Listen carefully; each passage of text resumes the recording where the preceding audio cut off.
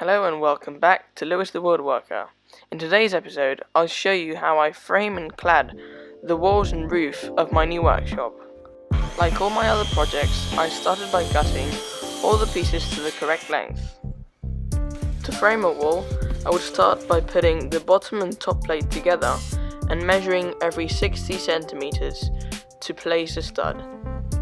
I'm using 600mm spacing as it's cheaper but still very strong compared to 400mm spacing as it's quite a bit more expensive. So every 600mm I would mark a line and mark a cross next to it to know where the stud goes.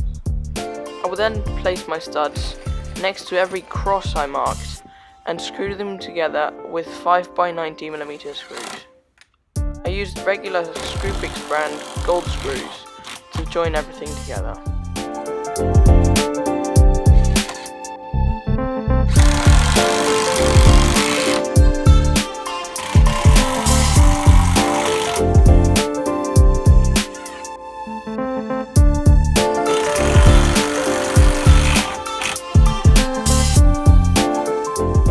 I would then add a second top plate to my original top plate, leaving the same width as a normal stud to connect the walls. Once I had each wall done, I would check that they're square and wrap them with breather membrane, just like I did with the base. This method consists of measuring the two diagonals on the wall, making sure the number is the same, and that basically tells you that all four corners are at 90 degrees. Usually this doesn't happen, but my wall was already square. Once I had the wall covered in breather membrane, I would leave 20mm under the piece of feather edge so that it would overlap the OSB when we lift the wall up. I used 175mm feather edge. I would use this T-square that I made that will basically make the feather edge overlap 35mm over the second piece. That way I can ensure that I have a consistent spacing throughout the project.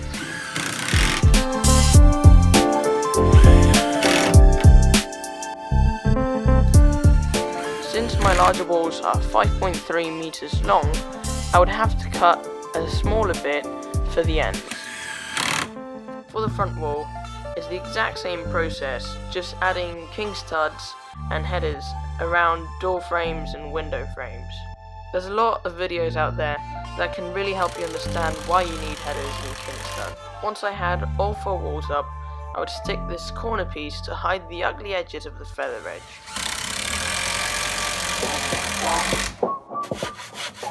I would then cut the bottom plate to size using my handsaw so the door would fit.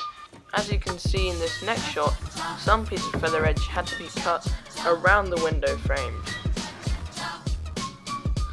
The next step was to install the beam. I would use wooden brackets that I made out of scraps to hold the beam in place. I would then screw it with plenty of screws to the two opposite walls.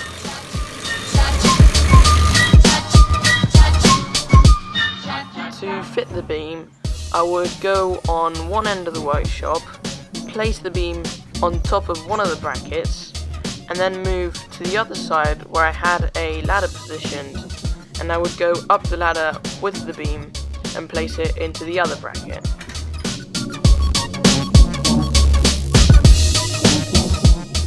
As you can see, this beam was quite twisted, therefore it needed a bit of force to go into the bracket.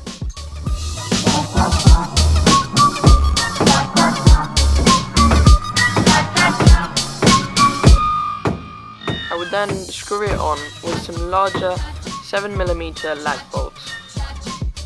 Once I had the beam in place, I would cut the rafters to size.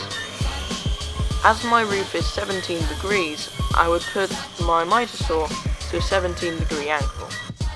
I would then cut the bird's mouth, which is basically a slot that will fit on top of the top plates of the walls. In this next shot, I basically repeated what I did for the beam. I would support one end of the rafter onto the wall and then go up the ladder with the other end and screw it to the beam.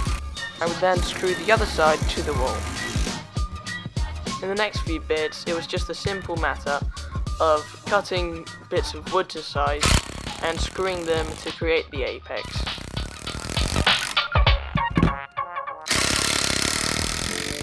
As you can see here, this is how it ended up looking on the ends of the roof. Next bit, I forgot to film, but basically I cut bits of wood to support both rafters between the ridge beam. So, finally, covering the roof, I would put 11mm OSB sheets onto the roof and screw them. As you can see, it wasn't very hard to install these sheets, as they're quite light and not very hard to move around. Be very careful when doing this, and if possible get a second person to help you out, one being down below and one being on top. I will then just go onto the roof and then finally position the sheet of OSB and screw it into place. The next few bits I didn't film because I had a short timeline, but basically what I did is cover the roof in a breather membrane and then put a roof felt on top. I used the longer lasting 10-year roof felt. In the next part, I'll show you how I make and fit the doors and windows for the workshop. I hope you enjoyed it, and thank you so much for watching. If you like this video, don't forget to like and subscribe, as there will be more videos coming soon.